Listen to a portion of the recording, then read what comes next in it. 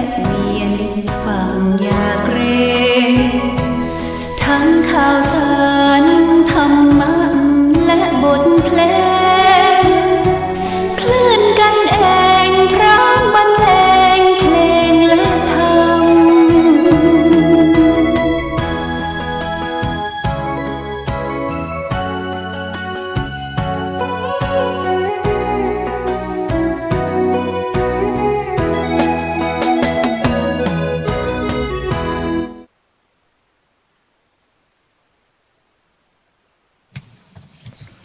ครับสวัสดีครัค่ะ บสวัสดีค่ะครับธรรมะสวัสดีนะครับวันนี้เรามาพบกันอีกเช่นเคยนะครับกับรายการ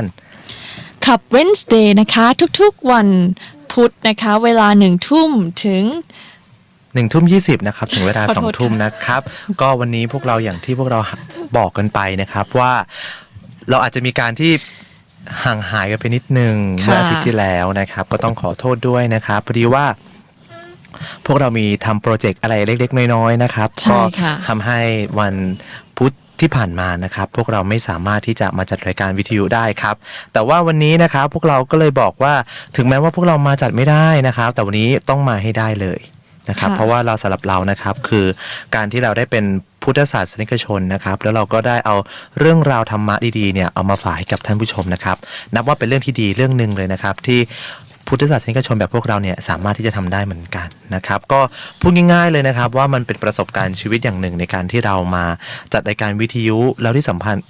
คัญที่สุดนะครับคือการที่เราเนี่ยได้ฝึกอ่านแล้วเราก็มาสรุปเรื่องราวดีๆนะครับให้กับท่านผู้ชมในโลกปัจจุบันนี้นะครับไม่ว่าจะเป็นในเรื่องของเศรษฐกิจหรือว่าแม้แต่รถติดหรือว่าอะไรต่างๆเนี่ยก็ล้วนแต่จะส่งผลทำให้เราเป็นทุกข์ใช่ไหมครับพี่เจปองครับใช่ค่ะครับก็เพราะว่าเรื่องพวกนี้เราเจอกันตลอดเวลาอยู่แล้วอย่างผมก็มีเรื่องที่ทำให้ต้องกังวลใจแต่สุดท้ายผมพอเรากังวลใจไปเรื่อยๆมันก็ไม่มีคำตอบอะไรให้เพราะเราไปคาดคะเนในอนาคตผมไม่ได้บอกว่าการเป็นหมอดูเนี่ยไม่ดีหรือว่าอะไรนะครับแต่ว่าทุกอย่างมันมีข้อดีข้อเสียหมดอย่างของผมเนี่ยเอาแต่ไปคิดถึงเรื่องอนาคตจนบางครั้งเรายังทำปัจจุบันไม่สำเร็จเลยค่ะวาดฝันเอาไว้สักไกลเลยอีกนิดนึงนี่เขียนนิยายแต่งนี่คือดังเลยนะครับเนี่ยแต่ว่าตอนนี้ที่เราจะมาพูดกันนะครับมันเป็นเรื่องเกี่ยวกับความสุขง่ายๆเลยที่เราเนี่ยสามารถที่จะทำได้อย่างเรามีคนที่เป็นดาราท่านหนึ่งที่มีชื่อเสียงที่เราจะต้องหยิบยกมานะครับจากนิตยสาร Secret นะครับก็เป็นคุณเต๋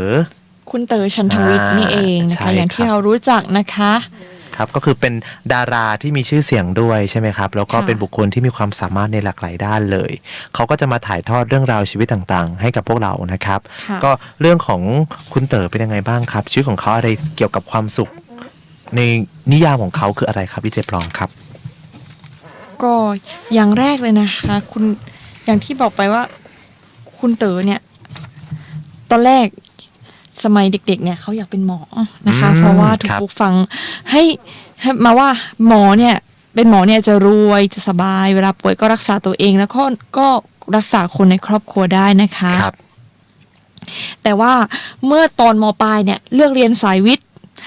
แต่พอเริ่มเรียนเนี่ยกลับไม่ชอบนะคะเรียนไปด้วยความเครียดต้องพยายามทำให้ได้โดยไม่สนุกกับสิ่งที่ทำเลยเพราะว่าเรียนสายวิทย์เนาะดีเจเฟยครับก็เข้าใจคือเรา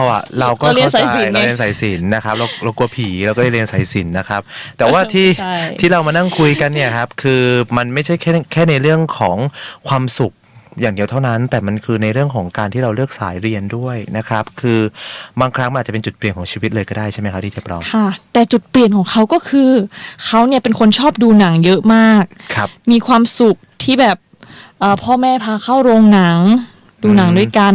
เพราะว่าเฮ้ยเขาแบบตื่นเต้นทุกครั้งเลยเวลาเห็นหนังจอใหญ่มีหนังแอคชั่นหนังตลกก็ทำให้เขาเนี่ยอยากดูหนังทุกวันนะคะบางทีก็เช่าวิดีโอหรือว่าหนังสือการ์ตูนมาดูด้วยกันกับพ่อแม่นี่แหละครับมันก็เหมือนเป็นการปลูกฝังไปเรื่อยๆผมบอกก่อนเลยนะครับว่าบางคนเนี่ยมีสิ่งที่ตัวเองอยากทำอยู่แล้วและชอบและอยากจะเป็นแบบนั้นให้ได้แต่วันหนึ่งพอเราคิดอย่างเดียวแล้วเรายังไม่ได้ลงมือทำบางครั้งเราอาจจะไม่ชัวร์จริงๆก็ได้ในสิ่งที่เรา ลงมือทำปุ๊บเราอาจจะไม่ชอบก็ได้ใช่ไหมครับดีเจปองมันเป็นเรื่องปกติเนาะคือทั้งนี้ทั้งนั้นนะครับคือคุณต้องลองทำก่อนไม่ว่าจะเป็นในเรื่องของการทำงานก็ดีหรือว่าเรื่องอะไรก็ตาม ถ้าเราไม่เริ่มทำงานนะครับเราไม่เริ่มฝึกทักษะอะไรต่างๆเนี่ยเราจะไม่รู้เลยว่าสิ่งที่เราชอบที่สุดคืออะไร ค่ะ และนี่ก็เป็นตัวอย่างดีๆของ ใช่ค่ะจุดเปลี่ยนของเขารู้ไหมคะเมื่อไหร่ เมื่อตอนที่เขาเลือกเอนทานสอบเอนทานเข้ามหาวิทยาลัยค่ะ แต่คะแนนเขาเนี่ยเขาบอกว่าคะแนนเขาถึงหมอสอบติดหมอได้เลย แต่เขาก็บอกว่าถ้าให้เรียน6 ปีในสิ่งที่เราไม่ชอบเนี่ยเพื่อให้จบมาทำงานที่เราไม่ชอบต่อไปทั้งชีวิตเนี่ยแค่คิดก็เหนื่อยแล้วค่ะ ฉะนั้นนะคะเขาก็จึงเลือกสาขาภาพยนตร์หรือภาพนิ่งหรือว่าในคณะนิเทศศาสตร์จุฬาลงกรณ์มหาวิทยาลัยนะคะโดยที่ทางบ้านไม่รู้ค่ะ เป็นจุดเซอร์ไพรส์เลยนะครับดีเจปองค่ะตอนนั้นก็เครียดมากนะคะกังวลทุกวันเนี่ยที่ทำให้พ่อแม่ไม่สบายใจแต่ว่าเขาเลือกไปแล้วเนาะท่านเองก็ถามว่าจบไปแล้วจะทำอะไรเขาเองก็ตอบไม่ได้เพราะตอนนั้นเนี่ยยังไม่มีตัวอย่างให้เห็นอย่างเช่นแบบไม่มีผู้กำกับหลายคนที่ไม่ได้เรียนคณะนี้โดยตรงครับใช่เพราะฉะนั้นนะคะเขาก็เลยเลือกที่จะอยากให้เรียนอยากให้สนุกเรียนให้สนุกไปหาความรู้ที่เราอยากทำจริงๆก็ถือเป็นการตัดสินใจที่ดีมากๆนะคะแล้วก็ถูกต้องมากในชีวิตเพราะช่วงที่เรียนเนี่ยไม่มีความเครียดเลยค่ะสนุกคุยกับเพื่อนแต่เรื่องหนังแล้วก็คิดว่าจะทำงานทุกอย่างที่เกี่ยวกับภาพยนตร์ใช่ก็เนี่ยครับเป็นความชื่นชอบส่วนตัวนะครับคือ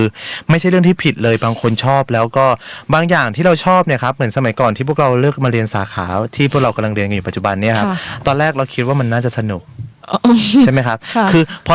ภาพในฝันกับความเป็นจริงมันไม่เหมือนกันเวลาที่เราคิดว่าน่าจะเรียนประมาณนี้นะแต่พอเราแบบไปดูหลักสูตรแล้วก็มันไม่น่าจะเกินกว่านี้ปรากฏไม่น่ายากเลยพอมาจริงๆยากกว่าที่คิดนะครับแต่ว่าเราก็ผ่านมันมาได้เพราะว่า1เราใช้ความวิริยะอุตสาหะในการที่เราเรียนมาแล้วที่สำคัญที่สุดก็คือว่าต่อให้วันนั้นคุณย้อนเวลากลับไปได้ครับพี่เจปองเราก็คงต้องเลือกสายที่เราเลือกมาอยู่ดีครับมันเลือกไปแล้วนะคะมันก็คงย้อนกลับไปไม่ได้ถึงเราย้อนกลับไปได้ปุ๊บเราก็อาจจะเลือกอันนั้นที่เดิมอะครับ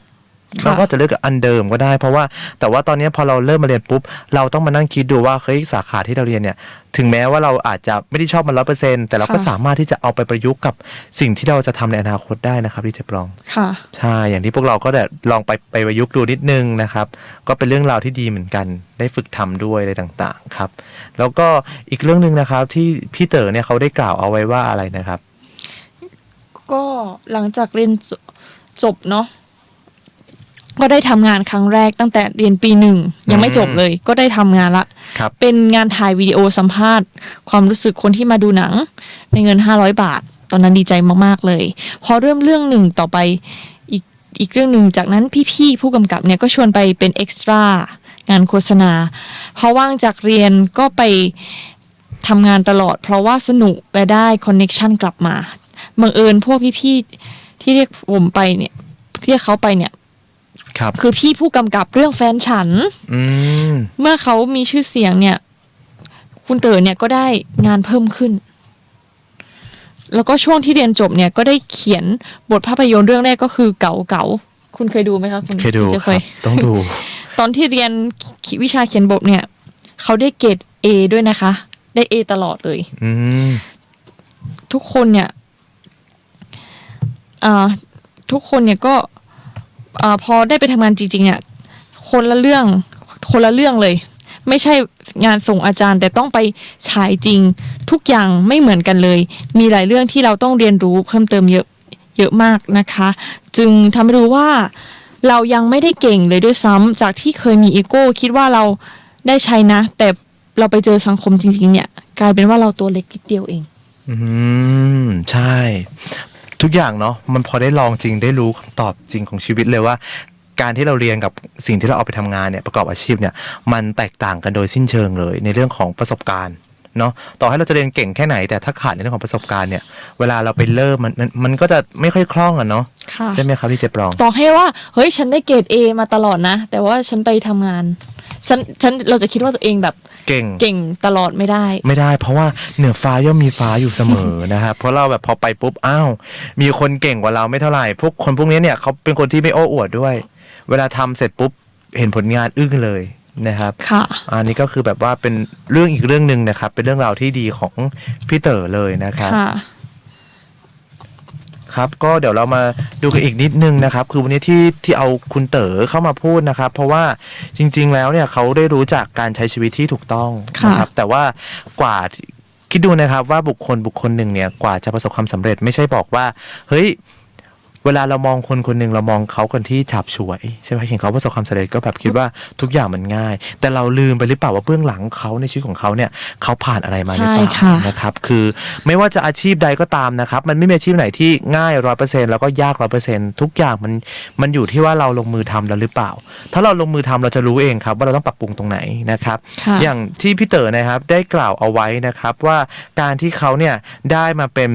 พอเขาเรียนจบปุ๊บเขาก็ได้มาทำภาพยนตร์เรื่องแรกใช่ไหมครับได้มาเขียนบทเรื่องแรกก็คือเป็นเรื่อง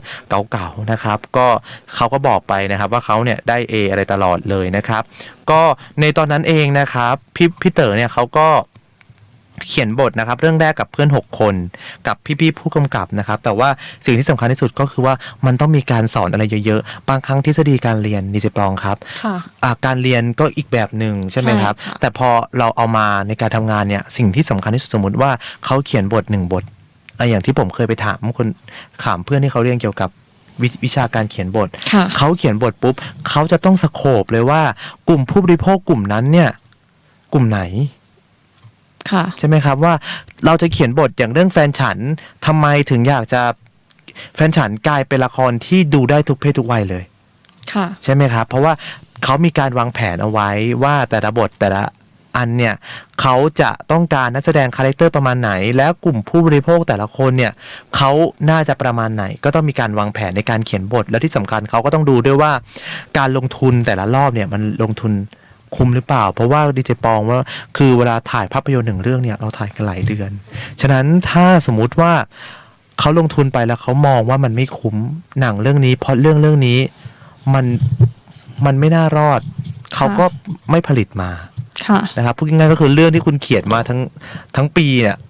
ก็ไม่โดนเอาออกมาฉายก็เก็บเอาไว้อยู่ในกรุนะครับก็อันนี้แหละครับก็เป็นในเรื่องชีวิตจริงถ้าเราไม่มีอีโก้ใช่ไหมครับมันก็จะดีมันจะทำให้เราเนี่ยทำงานได้เสร็จเร็วทำให้มันดีแล้วทุกคนเนี่ยก็จะชื่นชอบในผลงานของเราเพราะว่าเราทำด้วยความตั้งใจนะครับแล้วก็ตั้งใจทำจริงๆแล้วสุดท้ายนะครับเราก็ทำให้คนที่อยู่บริเวณรอบข้างเราเนี่ยมีความสุขกับเราเพราะว่าเราไม่มีอีโก้อยู่ในจิตใจอันนี้สำคัญที่สุดเลยพอเวลาเรามีอีโก้ดีเจปรองครับในยุคนี้คนเก่งอย่างเดียวอ่ะไม่ได้คนเก่งอย่างเดียวต้องมีเมตตาด้วยเวลาคุณสังเกตไหมครับไม่ว่าจะเป็นแบบมาร์ค ซักเคอร์เบิร์กหรือใครอย่างเงี้ยเวลาสมมุติว่าผมจะไปปรึกษาถามอะไรเขาจะทำตัวแบบดูหลูๆไหมครับเขาจะทำตัวแบบเฮ้ยไม่ได้นะผมเป็นเซเลบผมเป็นคนที่มีชื่อเสียงกลับกลายเป็นเขาเอาความอ่อนน้อมถ่อมตนมาอีกแสดงให้เห็นเลยว่าคนที่เขารวยจริงๆเนี่ยเขาไม่ได้โก้ไม่ได้ยิงเหมือนในละครเหมือนในอะไรอย่างนั้นแต่คนที่เก่งแล้วมีความสามารถจริงๆคือคนที่มีเมตตาที่จะเอาความรู้ที่ตัวเองมีเนี่ยไปบอกกับคนอื่นต่อนะครับนี่แหละครับคือเป็นบุคคลตัวอย่างเลยอย่างเงี้ยครับถ้าวันนี้พี่เต๋อไม่ได้เอาข้อมูลอะไรมาบอกเราก็ไม่รู้ว่าชีวิตของเขาเนี่ยเขาดำเนินชีวิตมายังไงใช่ไหมครับดีเจปองครับแล้วก็อีกอันนึงนะครับที่พอเวลาเราทำงานเราเห็นความสำเร็จของแต่ละคนเรามองว่ามันน่าจะไม่ได้ยากแต่ความเป็นจริงเนี่ยเขาจะต้องอดทนเพื่อผลักดันใช่ไหมครับดีเจปอง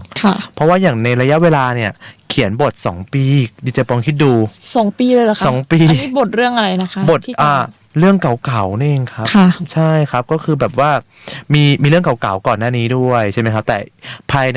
น2ปีเนี่ยมีอีกเรื่องนึงก็คือเป็นเรื่องที่ทุกคนน่าจะรู้เรื่องอะไรคะเด็กหอเด็กหอใช่เด็กหอนะครับแต่ว่าตอนนั้นเนี่ยคุณเต๋อก็ยังหาเลี้ยงตัวเองไม่ได้นะครับต้องแบบตอนนั้นเขาบอกเลยว่าเขาต้องต้มมาม่ากินกับเพื่อนพวกนี้ชีวิตช่วงเวลาหนึ่งมันก็ต้องมีช่วงที่เราลำบากบ้างนะครับใช่ไหมครับกว่าที่มันจะประสบความสำเร็จเห็นอะไรที่สวยงามอะไรต่างๆเนี่ยมันก็ต้องมีการลองใจกันนิดนึงว่าคุณจะผ่านจุดนั้นในชีวิตของคุณได้หรือเปล่านะครับพอ พอเขาได้ทำงานใช่ไหมครับเป็นตากล้องเบื้องหลังในกองถ่ายนะครับเป็น acting coach ในเรื่องของเด็กหอด้วยนะครับมันทำให้เป็นส่วนที่ทำให้เขาเนี่ยได้เป็นผู้ช่วยผู้กำกับมิวสิกวิดีโอต่างๆใช่ไหมครับคือแล้วตอนนั้นสิ่งที่เขาคิดอยู่ในสมองคือเขาไม่สนใจเลยว่าเงินนี้จะได้มากี่บาทค่ะเขาไปทำก่อนเพราะว่าเหมือนกับพอเราไปเริ่มทำปุ๊บแล้วเราก็ฝึกไปแต่ละที่ปุ๊บเขาก็เริ่มเห็นแววเราว่าเฮ้ยไอคนนี้เนี่ยน่าสนใจนะถ้าเอามาเล่นเอามาอะไรอย่างเงี้ยต่อให้ไม่ได้เงินอย่างน้อยเราก็ได้ประสบการณ์เนาะใช่ครับเป็นประสบการณ์จริงๆครับผมอยากจะให้ปรับจากเรื่องเงินไปได้ประสบการณ์ดีกว่าอย่างบางคนมีความฝันอยากทำในสิ่งที่ตัวเองอยากทำบางคนอยากเป็นแอร์โฮสเตสบ้างบางคนอยากเป็นดาราบ้างคุณไปทำก่อนเลยคุณจะได้รู้ว่าถึงวันหนึ่งคุณไม่ติดคุณไม่ผ่านคุณจะได้แบบไม่มีอะไรข้องใจในชีวิตของคุณแล้วว่าสมมติว่าวันหนึ่งวินาทีสุดท้ายของชีวิตมาฉันได้ทำแล้วมันไม่ได้มันไม่ใช่ทางฉันมันก็จะไม่เสียใจเพราะว่าในตอนนั้นมันจะไม่รู้สึกกับคำพูดที่ว่าเฮ้ยถ้ารู้อย่างนี้ฉันลองทำดูดีกว่าไหมอย่างเงี้ยครับดีเจปองเพราะสมัยก่อนชีวิตผมก็เคยเป็นแบบนี้มาเหมือนกันก็เลยคิดว่าตอนนี้ไม่มีอะไรที่ตัวเองทำไม่ได้ละลองไปทำเลยนะครับทั้งดีเจปองเองหรือว่าท่านผู้ชมนะครับทางบ้านก็ตามนะครับมีความฝันอะไรนะครับลองลิสต์มาคร่าวๆดูแล้วลองหาวิธีนะครับว่าในการที่เราจะไปสู่เป้าหมายของเราเนี่ยเราจะใช้วิธีการไหนมันเป็นสิ่งสำคัญง่ายๆเลยที่สามารถที่ทำให้เราเนี่ยประสบความสำเร็จได้นะครับโดยที่คุณเต๋อเนี่ยก็ได้บอกกับเราว่าเขาไม่ขอเงินทางบ้านเลยนี่แหละครับจริงๆก็เลยบอกว่าเขาบอกกับพ่อแม่ของเขาเลยว่าเขาเลือกทางนี้แล้วอย่างที่เขาไม่ได้แบบไปเป็นหมอเขาเลือกมาทางสายนี้เขาก็จะหากินกับอาชีพสายนี้ไปตลอดนะครับอันนี้เลยนะครับพอเขาสู้ได้อย่างนี้เรื่อยๆนะครับมันก็ทำให้เขาเนี่ยเป็นแรงผลักดันในชีวิตของเขาสู่เป้าหมายที่เขาประสบความสำเร็จได้อย่างรวดเร็วแต่คุณเต๋อต้องบอกก่อนว่าเวลาเข้าวงการบันเทิงมันไม่ใช่ปี2ปีดังบางคนหลายปีกว่าจะดังใช่ไหมครับมีศิลปินมากหน้าหลายตาเลยเราเคยเห็นหน้าค่าตาเขาแต่ว่าเขายังไม่ใช่เป็นพลุที่มันแตกเขายังเป็นแค่พลุอยู่เฉยๆยังแบบยังไม่ส่องสว่างยังไม่มีอะไรแต่พอวันนึงเขาดังระเบิดมาปุ๊บกลายเป็นมีชื่อเสียงทันทีนี่แหละมันก็เป็นยุคของคุณเต๋อเองที่คุณเต๋อเองเนี่ยสามารถนำความสามารถที่เขามีอยู่เนี่ยมาประยุกต์แล้วก็มาใช้ในชีวิตประจำวันของเขาได้จนเขามีอาชีพรายได้หลักๆนะครับในเรื่องอันนี้เลยแล้วอีกเรื่องนึงนะครับที่ผมจะอยากจะฝากเอาไว้เลยคือเรื่องอะไรครับดิเจปองล้มต้องลุกค่ะอันนี้ดีมากเพราะว่าไม่ว่าคุณจะเรียนทำงานหรือแม้แต่จะมีครอบครัวก็ตามมันไม่มีชีวิตของใครที่แบบว่าจะโรยไปด้วยดอกกุหลาบชีวิตคุณสบายมีคนปูพรมแดงมาให้เดินตามทางนี้แล้วคุณก็จะสบายจริงๆแล้วมันก็ต้องมีอุปสรรคใช่ค่ะในทุกๆสายอาชีพเหมือนกันหมดนะครับฉะนั้นไม่ได้บอกว่าอุปสรรคเป็นเรื่องที่เลวร้ายแต่ว่าพอเราอย่างที่คุณเต๋อนะครับได้ออกมาพูดเลยว่าทำไมถึงลบต้องลุกพอเขาเนี่ยเริ่มได้เล่นหนังนะครับที่2ในชีวิตของเขานะครับเรื่องโปรแกรมวิญญาณอาฆาตดิจิปองโอ้โหดิฉันไม่กล้าดูเลยค่ะยุคนั้นน่ากลัวมากน่ากลัวเกินค่ะน่ากลัวมากเป็นยุคที่หนัง GTH ในตอนนั้นนะครับได้เปลี่ยนชื่อเป็น GTH ในปัจจุบันต้องบอกเลยว่าเป็นเรื่องที่ผมดูแล้วหลอนไปหลายคืนเลยนะครับอันนี้น่ากลัวจริงๆนะครับคุณเต๋อนะครับเขาก็ได้บอกว่าเขาโดนวิจารณ์อะไรคะคุณเฟยวิจารณ์หลายเรื่องเลยในการที่เขามาเป็นนักแสดงนะครับคือเขาบอกเอาไว้เลยนะครับว่าเขาโดนวิจารณ์ในแง่ลบเนี่ยเยอะมากนะครับแต่ว่าผลของการที่เขาโดนวิจารณ์สิ่งที่เกิดขึ้นคืออะไรครับเขาได้รับรางวัลการแสดงยอดเยี่ยมนักแสดงชายหรือเปล่าคะใช่ครับเป็นรางวัลนักแสดงชายยอดเยี่ยมในยุคนั้นนะครับซึ่งนะครับคือเขาก็เลยรู้สึกว่าเฮ้ยมันผมขอโทษนิดนึงผมออกเสียงผิดเขานะครับได้รับรางวัลการแสดงยอดแย่ใช่ครับขอโทษด้วยครับอ่านผิดไปนิดนึงคือตอนนั้นเขาโดนคนวิพากษ์วิจารณ์เยอะมากก็งงโดนวิจารณ์ขนาดนี้มันจะได้รางวัลใช่ไหมครับดีเด่นเหรอคะอันนี้เมื่อกี้ผมอ่านผิดนะครับก็ทำไมเสียงมันคล้ายๆกันเยี่ยมกับแย่นะครับก็ได้เห็นเลยว่าไม่มีใครไม่ผิดพลาดในชีวิตทุกคนผิดพลาดในชีวิตกันเหมือนกันหมดแต่แค่ว่าเมื่อไหร่ที่คุณรู้สึกว่าคุณกำลังล้มอยู่ คุณจะลุกขึ้นมาได้เมื่อไหร่เท่านั้นเองครับแล้วก็ตอนนั้นนะครับคุณเต๋อก็ได้บอกว่าพอคนถามแล้วนะครับแล้วพูดถึงไปเรื่อยๆยิ่งนานวันนะครับก็ยิ่งทำให้จิตตกนะครับจนคิดว่าเราอาจไม่เหมาะกับอาชีพนักแสดงผมผิดหวังในตัวเองมากเลยเพราะเป็นนักแสดงที่ไม่ดีแต่เรายังจะหาเงินจากมันอีกหรือจึงตัดสินใจว่าจะเลิกเป็นนักแสดงแล้วเขียนบทอย่างเดียวนะครับช่วงนั้นผมเริ่มเขียนบทหนังเรื่องหนึ่งที่ดีเจปองจะต้องรู้เลยเป็นแบบช่วงที่แบบเกาหลีฟีเวอร์มากกวนมึนโฮใช่ไหมคะถูกต้องครับอันนี้เป็นเรื่องที่ยุคนั้นเกาหลีเข้ามาใช่ไหมครับเรื่องแฟชั่นเกาหลีอาหารเกาหลีเริ่มมาแล้วมีหนังแดจังกึมอะไรต่างๆก็เราก็มีอีกเรื่องหนึ่งก็คือเป็นเรื่องกวนมึนโฮที่ไปป่วนที่เกาหลีใช่ไหมครับอันนี้ก็คุณเต๋อเนี่ยเขาก็ได้พลิกบทบาทตัวเองกลายมาเป็นผู้กำกับแทนมาเขียนบทใช่ไหมครับแต่ยังไม่ได้วางตัวนักแสดงนะครับก็มีพี่โต้งนะครับผู้กำกับก็มาชักชวนให้ลองเล่นเรื่องนี้แล้วบอกว่าลองคิดดูนะอีก10 ปีถัดจากนี้ไปวันหนึ่งมีคนเห็นชื่อผมแล้วสงสัยว่าเป็นใครเลยเข้าไปเสิร์ชชื่อดูในอินเทอร์เน็ตสิ่งที่จะขึ้นมาก็คือนักแสดงคนหนึ่งที่ได้รางวัลทุเรียนเน่าแล้วก็เลิกเล่นหนังไปอยากให้ชีวิตมันเป็นอย่างนั้นเหรอนี่เขาพูดดีมากเขาไม่ได้บอกคนเรามันผิดพลาดกันบางคนจำฝังใจค่ะพอคุณจำฝังใจในชีวิตของคุณปุ๊บคุณไปต่อไม่ได้เราจะคิดว่าเราเป็นนักแสดงแย่ที่สุดตลอดไปอย่างนี้หรือเปล่าคะดีเจเฟยใช่ครับคือบางคนนะครับอาจจะคิดว่าตัวเองเนี่ยมันแย่ที่สุดเพราะว่าดูคนตราหน้าไว้แล้วคนบอกโอ้ยไอ้เรื่องนั้นไม่อินเลยนางเอกไม่กล้ากลับไปแก้เขาอาจจะบอกว่านางเอกดีกว่าตั้งเยอะไม่เท่าพระเอกคนนี้มาเลยกลายเป็นเขาดรอปไปเลยค่ะพอเจอคำวิจารณ์ไม่ต้องพูดถึงคุณเต๋อหรอกตัวของผมเองก็เหมือนกันถ้าโดนคนวิพากษ์วิจารณ์มาขนาดเนี้ยอีจะปองไหวไหมครับ โดนคือมันไม่ใช่แบบว่าดูกันอีกทีอะค่ะคือมันไม่ใช่คนด่าแบบด่าในห้องนะครับมันด่าทั้งประเทศอะค่ะคือเรื่องนี้มันฉายทุกโรงภาพยนตร์ทุกจังหวัดอะครับค่ะพอมันไม่ดีปุ๊บกลายเป็นโดนอีกนะครับอันนี้ก็คือทางผู้กำกับเขาพูดดีมากเขาบอกว่าจะให้รางวัลยอดแย่ตัวเองเนี่ยตราบาปไปตลอดชีวิตเหรอ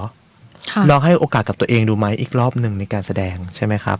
สุดท้ายแล้วนะครับพอฟังแล้วเสร็จปุ๊บคุณเต๋อเนี่ยก็ฮึดสู้เลยตัดสินใจเล่นหนังเต็มที่มากทำเวิร์กช็อปทำการบ้านทำทุกอย่างที่เกี่ยวกับการแสดงเพื่อให้เราเนี่ยพัฒนาขึ้นนะครับกวนมึนโฮกลายเป็นหนังภาพยนตร์ที่ประสบความสำเร็จมากเลยสามารถสร้างแล้วก็เขียนบทที่เราภูมิใจด้วยนะครับทำให้เขารู้ว่าการแสดงที่ดีคือการทำกันบ้านการตั้งใจการมุ่งมั่นให้ดีที่สุดและฝึกฝนให้ทฤษฎีทุกอย่างอยู่ในตัวเราไม่ว่าสาขาอาชีพไหนเหมือนกันนะครับเมื่อไหร่ที่เราไม่ได้ใช้เราลืมแน่ๆใช่ค่ะมันลืมอยู่แล้วกว่าจะมาลื้อเสร็จบางคนถอดใจก่อนโอ้ไปทำอื่นแล้วอย่างเงี้ยครับก็มีหลายคนที่ทิ้งความฝันไปนะครับแต่ผมขอบอกเลยว่าจะให้เกิดต่อให้จะเกิดอะไรขึ้นผมจะไม่ทิ้งความฝันแต่ผมจะทำมันต่อไปแต่ไม่ใช่ผมจะต้องรอว่าเฮ้ยช่วงนี้ไม่มีเงินน่ะความฝันที่จะมาไม่ถึงอย่างเงี้ยไม่ได้เราก็ต้องทำอาชีพอื่นต่อไปใช่ไหมครับที่จะเราก็ต้องวิ่งตามโอกาสเราก็ต้องวิ่งตามโอกาสอื่นๆไปด้วยนะครับไม่ว่าคุณจะทำงานสายอะไรก็ตามบางคนอยากเป็นดาราบางคนอยากเป็นนักร้องอยากเป็นนู่นนี่นั่นแต่ว่าในช่วงเวลานั้นคุณยังไม่ได้เป็นคุณก็ต้องมีเงินหรือเปล่าในการกินข้าวใช่ค่ะจะขอเงินพ่อแม่ตลอดไปมันก็ไม่ใช่ใช่ไหมครับดิเจปองสุดท้ายเนี่ยมันก็คือเป็นในเรื่องของการทำงานแหละพอเรามีประสบการณ์ในการทำงานมากขึ้นปุ๊บคุณเต๋อได้ประสบความสำเร็จในเรื่องนี้พอเรามาพูดกันนะครับอีกนัยยะหนึ่งเลยนะครับว่าคนหนึ่งดิเจปองครับกว่าเขาจะประสบความสำเร็จนะครับแล้วก็ผ่านจุดอะไรต่างๆมาเนี่ยมันไม่ง่ายเลยนะครับก็วันนี้ที่เรามาพูดเรื่องนี้มันสำคัญจริงๆนะเพราะว่าบางคนที่กำลังเริ่มทำอะไรอยู่เนี่ยเขาอาจจะประสบการณ์เหมือนผมก็ได้หรือแม้แต่ประสบเหมือนกับคุณเต๋อนะครับที่บอกว่าตัวเองเนี่ยเป็นนักแสดงที่ห่วยแต่ดิเจปองลองคิดกลับกันดูนะครับว่าถ้าเขายังยอมให้คนตราหน้าเขายังในชื่อนี้อยู่เวลาเสิร์ชใน Googleพิมพ์ชื่อคุณคนนี้มาปุ๊บได้รับรางวัลยอดแย่แห่งปีค่ะอย่างเงี้ยดิเจปองว่ามันไหวไหมมันคุณจะไม่ท้อเลยค่ะใช่ไหมครับคุณจะไม่แก้ประวัติศาสตร์เลยเหรอค่ะ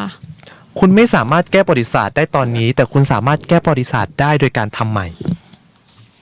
ใช่ค่ะ ใช่ครับคือเมื่อเหมือนทุกคนก็จะบอกว่าเฮ้ยงั้นฉันขอกลับไปแก้สิ่งที่มันไม่ดีเราทำไม่ได้ครับในหลักพระพุทธศาสนาเราทำไม่ได้แต่เรารู้แค่ว่ามันไม่ดีแล้วเราจะไม่กลับไปทำอีกก็เท่านั้นเองแล้วเราก็ต้องอยู่กับแล้วสุดท้ายเราก็ต้องมาอยู่กับปัจจุบันที่เรากำลังกระทำอยู่เนี่ยแล้วก็คิดถึงเรื่องอนาคตนิดนึงเพื่อที่จะรู้ว่าตัวเองจะต้องทำอะไรต่อไปแต่ถ้าอยู่กับปัจจุบันอย่างเดียวก็มันก็ได้แต่ว่าก็ต้องดูอนาคตด้วยครับพี่เจปลองว่าแต่ละอาชีพอย่างที่คุณเต๋อบอกว่าคุณเต๋อบอกคุณเต๋อจะสู้สุดชีวิตในการเป็นนักแสดงให้ได้สุดท้ายแล้วมันก็ได้เขาได้เป็นนักแสดงและเป็นผู้กำกับและเล่นซีรีส์หนังอีกหลายเรื่องเลยที่เรารู้จักกันใช่ไหมครับไม่ว่าจะเป็นหนังอะไรที่แบบหนังซีรีส์หนังการ์ตูนหมวดอะไรต่างๆเขาก็ได้ทำหมดเพราะว่าหนึ่งเขาไม่ทิ้งเป้าหมายชีวิตของเขาและสุดท้ายคนเราอะครับถ้ามันไม่ได้จริงๆสมมติว่าดีเจปองลองหมดทุกทางแล้วมันไม่ได้ดีเจปองจะทำไงครับก็ต้องมีสักทางแหละค่ะดีเจเฟยคนเรามันก็ต้องมีความสามารถอะไรสักอย่างหนึ่งใช่คือบางครั้งเราไปประกอบอาชีพใดอาชีพหนึ่งเนี่ยเราอยากเป็นมากแต่ถ้าเป็นไม่ได้เราก็มาลองไปเรื่อยๆจนมาสุดทางจริงๆมันไม่ได้จริงๆผมเคยเจอคนหนึ่งนะครับเขาอยากเป็นแอร์โฮสเตสมากค่ะเขามีความฝันเลยเขาเป็นสาวบ้านนอกคนหนึ่งค่ะเขาอยากจะมาเป็นแอร์โฮสเตสอยู่บนเครื่องสวยๆแต่งชุดสายการบินสวยๆเดินอยู่บนเครื่องแต่เขาสมัครแล้วก็สอบก็ไม่ได้พอผ่านไปปุ๊บก็ตกสัมภาษณ์ผ่านไปปุ๊บก็ตกนั่นตกนี่จนเขารู้สึกว่าเอ้ยเขาท้อแล้วเขาปฏิญาณกับตัวเองว่าอายุฉันเริ่มมากแล้วฉันจะลองรอบนี้และทำทุกอย่างให้มันดีที่สุดแล้วถ้าฉันตั้งใจที่ฉันจะฝึกซ้อมประสบการณ์ที่ฉันผ่านมาหลายปีเนี่ยฉันมาเพื่อสิ่งนี้เลยถ้ามันไม่ได้จริงๆฉันจะต้องวางมือลงแล้วนะฉันคงต้องอยู่ในโลกของความเป็นจริงแล้วเขาก็เลยตัดสินใจสอบดีเจปองเชื่อไหมครับว่าได้แล้วได้เป็นเลยทันทีคือบางคนมันอาจจะต้องใช้เวลาปี 1-2 ปีแต่บางคนอยู่ดีๆก็ได้เลยแป๊บเดียวเตรียมตัวมาพร้อมกว่าก็ได้ก่อนนะครับซึ่งทุกอย่างนะครับมันอยู่ที่ว่าคุณเนี่ยจะทิ้งความฝันของคุณหรือเปล่าผมไม่เชื่อหรอกว่าคุณจะไม่สามารถเป็นอะไรในสิ่งที่ตัวเองอยากทำได้ดีเจปองเราทุกคนอยากเป็นอะไรมันได้เป็นหมดนั่นแหละดีเจปองขอแค่อย่างเดียวว่าคุณอย่าหยุดฝันแต่ฝันไปปุ๊บอย่าฝันเฟื่องเรื่องอารมณ์อย่าฝันอย่างเดียวลงมือทำด้วยเพราะว่าเมื่อไหร่ที่คุณฝันอย่างเดียวแล้วคุณไม่ทำเนี่ยมันเหมือนกับการที่คุณจินตนาการโดยที่คุณไม่ได้ทำมันไม่มีจุดเริ่มต้นเลยอะความคิดคุณไปไกลนู่นละวางแผนไปจนแบบโอ้โหเรียบร้อยเสร็จปุ๊บ เห็นถึงผลสำเร็จของชีวิตของคุณเลยแต่คุณลืมอะไรคุณหลงลืมอะไรไปหรือเปล่าว่าในชีวิตของคุณเนี่ยคุณต้องทำอย่างอื่นต่อไปด้วยในชีวิตของเรานะครับอย่างที่ผมเคยไปฟังสัมภาษณ์ของเขาบอกว่าเขาอยากเป็นแต่ไม่ใช่ว่าเขาทิ้งความฝันเขาก็ยังทำงานอย่างอื่นอยู่แล้วเขาก็เจียดเวลามาเพื่อเขาก็ใช้เวลาที่เหลือสมมติว่าผมเป็นตัวผมเองก็แล้วกันได้ทำอาชีพเกี่ยวกับบนเครื่องตอนแรกไม่ได้เป็น2 ปีที่ไม่ได้เป็นถามว่าคุณจะนั่งนอนอยู่บ้านเฉยๆโดยที่คุณไม่ทำอะไรอย่างเงี้ยมันไม่ได้อยู่แล้วค่ะมันไม่ได้อยู่แล้วฉะนั้นเนี่ยคุณก็ต้องไปทำอย่างอื่นก่อนคุณอย่างเช่นคุณไปทำกิจกรรมอะไรล่ะบางคนไปทำงานอย่างอื่นก่อนแต่ว่าพอกลับมาบ้านปุ๊บฉันไฟอ่านต่อฉันหาเวลาว่าบางคนแบบพอกลางวันเสร็จปุ๊บเอาหนังสือ vocab เล็กๆมานั่งอ่านเพื่อที่จะเตรียมตัวไปสอบอีกรอบหนึ่งเพราะว่าเขารู้สึกว่าอายุเขามันมีอายุจำกัดอยู่ถึงอายุเท่าไหร่ถ้าอายุเกินประมาณนี้เขาไม่รับแล้วดีเจปองครับแอร์โฮสเตสนี่เขาลิมิตอายุที่เท่าไหร่ครับบางที่ก็30ใช่ไหมครับ30แล้วแต่สายการบินนะคะสมมติเอาตีง่ายๆ30ไปก่อนนะครับก็คือตีง่ายๆคืออายุ30ก็แล้วกันนะครับก็ฉะนั้นก็อย่าพึ่งทิ้งความฝันกันละกันครับค่ะก็จะบอกเลยนะคะมันก็อยู่ที่เราท้อเรามีความรู้สึกท้อแต่ว่าเมื่อไหร่ที่เราก็ต้องกลับมาอยู่กับตัวเองแล้วต้องฝึกจิตด้วยค่ะใช่จิตใจที่มันไม่เข้มแข็งคือถ้าจิตใจสมาธิมันไม่แน่วแน่พอนะนี่เจปลองเวลาเราเจอปัญหาปุ๊บทำยังไงครับเหมือนช่วงนึงของผมลนใช่ไหมครับพี่จิ๊บไฟชอบฟุ้งซ่านใช่ไหมคะใช่ครับฟุ้งซ่านบ่อยมากจนแบบบางครั้งมันแบบเคยฟุ้งซ่านจนดีๆหลับไปเลยไหมครับมันเหนื่อยมากครับคิดจนปวดหัวครับแล้วมีวิธีการแก้ไขปัญหาอย่างไรครับพี่เจปลองครับอันนี้ของพี่เต๋อนะคะพี่เต๋อได้บอกว่าเมื่อก่อนนี้เขาเป็นคนเพ้อเจ้อมากนอนไม่หลับเพราะว่าคิดต่อ เพราะจะคิดแบบดูหนังเสร็จก็จะคิดละเช่นดูหนังเอเลี่ยนแล้วก็จะคิดว่าถ้าแม่เป็นเอเลี่ยนเนี่ยเราจะหนีไปที่ไหนคิดไปไกลมากมันก็ทำให้ฟุ้งซ่านมันเป็นความคิดที่ไม่ได้จัดการระบบแต่ว่าเขาโชคดีนะคะที่ได้ทำงานเขียนบทเพราะว่าทำให้เขาว่าเอาความเพ้อเจ้อมาโยนใส่ในงานค่ะแล้วส่วนผู้กำกับที่ทำงานกับเขาเนี่ยก็ช่วยจัดระบบความคิดนะคะว่าอันไหนดีอันไหนไม่ดีอันไหนมีสาระหรือว่าไม่มีสาระนะคะตอนนั้นเนี่ยเขาใช้ความคิดได้ถูกต้องมากขึ้นอย่างคิดว่าแม่เป็นเอเลี่ยนนี่ก็ไม่ได้เกิดประโยชน์อะไรค่ะบางครั้งเขาก็เขียนบทไม่ได้คิดไม่ออกนะคะเขาก็จะจมอยู่กับมันมานานมากนะคะพอรู้ตัวว่าจมกับสิ่งที่ต้องทำก็คือต้องออกมาจากภาวะนั้นให้เร็วที่สุดนะคะหรือไปทำอะไรก็ได้ที่ทำให้เราเลิกคิดถึงอันนี้ไปก่อนอย่างเช่นเขาก็ใช้วิธีการดูปลาคาร์ฟค่ะค่ะถ้าคิดไม่ออกก็จะเดินไปที่สวนก็นั่งดูปลาคาร์ฟว่ายน้ำสมาธิของเราเนี่ยก็จะอยู่กับปลามองการว่ายน้ำของมันมองน้ำไหลแล้วสมองก็จะเกิดภาวะรีแลกซ์ไปเองโดยอัตโนมัตินะคะสิ่งดีๆส่วนใหญ่เนี่ยมักจะเกิดตอนที่เรารีแลกซ์ค่ะใช่ อย่างตอนอาบน้ำก่อนนอนกินข้าวเนี่ยตอนที่เราไม่ได้คิดถึงมันความคิดดีๆก็จะผุดขึ้นมานะคะถ้ายิ่งเราเนี่ยไปจดจ่อมันก็ยิ่งคิดไม่ออกใช่ครับคือมันจะมีอยู่ช่วงหนึ่งที่ผมเครียดดีเจปองเรื่องคล้ายกันเลยคือเราไปจดจ่อกับมันมากเกินไปใช่ค่ะคือพอเราจดจ่อกับมันมากเกินไปจนมันเกินปริมาณที่เราจะได้รับอ่ะเหมือนกับสมองเรารับได้ประมาณ50เราจ่อไปเกินจาก70-80ปรากฏว่าไอ้ที่เกินมาไม่ได้รับไม่ได้อยู่ในสมองเลยหายไปหมดเลยจำไม่ได้มันกลายเป็นคิดไปเรื่อยๆสุดท้ายแล้วนะครับเราก็ต้องแบบไปรีแลกซ์ครับหรืออย่างนี้เราบอกว่าไปพักผ่อนใช่ค่ะบางคนไปกินก็ได้ไปออกกำลังกายก็ดีไปออกกำลังกายดีที่สุดเลยผมว่าเพราะมันต้องโฟกัสกับการออกกำลังกายไงครับเหมือนคุณวิ่งในลู่วิ่งคุณคิดเหม่อปุ้มคุณล้มแล้วค่ะใช่ไหมครับฉะนั้นเนี่ยการที่เราโฟกัสในเป้าหมายของเราว่ามันทำให้เราลดความเครียดได้ลดภาวะทำให้เราแบบฟุ้งซ่านเนี่ยหายไปเลยใช่จริงๆผมเป็นหม่อยมากดิเจปองคือมันเนี่ยเป้าหมายเรายังไม่ถึงสักทีอ่ะแล้วก็พยายามรอแล้วรออีกแต่ขณะที่เรารอเราไม่ได้รอเปล่าๆเราทำด้วยนะครับเราทำเต็มที่แล้ววันหนึ่งมันไม่ได้ผมก็จะก็คงต้องทำต่อไปเพราะว่าเป็นงานที่ผมชอบใช่ไหมครับนี่ก็เหมือนกันก็ฝากเอาไว้ให้กับท่านผู้ชมทุกคนเลยนะครับอย่างเป็นพี่เต๋อ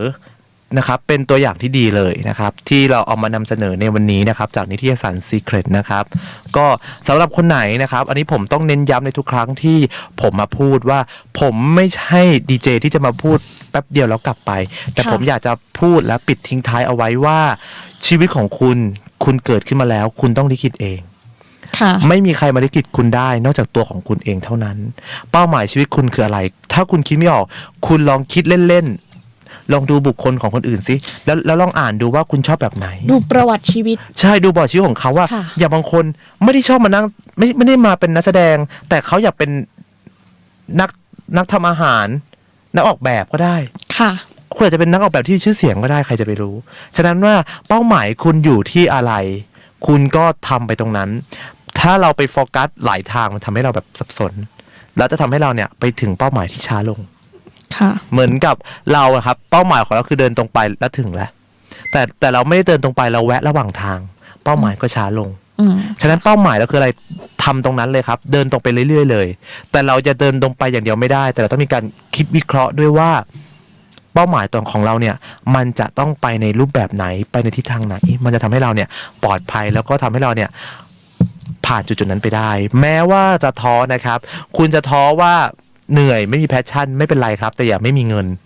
คุณจะอยู่ไม่ได้ค่ะฉะนั้นนะครับพวกเราก็ขอฝากเอาไว้เท่านี้นะครับท้อได้นะครับแต่ว่าถ้าท้อแล้วไม่ทำมาหากินไม่ได้นะครับเพราะว่าคุณจะไม่มีเงินนะครับวันนี้นะครับพวกเราทั้งสองคนนะครับดีเจเฟยนะครับแล้วก็ดีเจอะไรครับดีเจปองก็ขอลากันไปก่อนนะคะพบกันอีก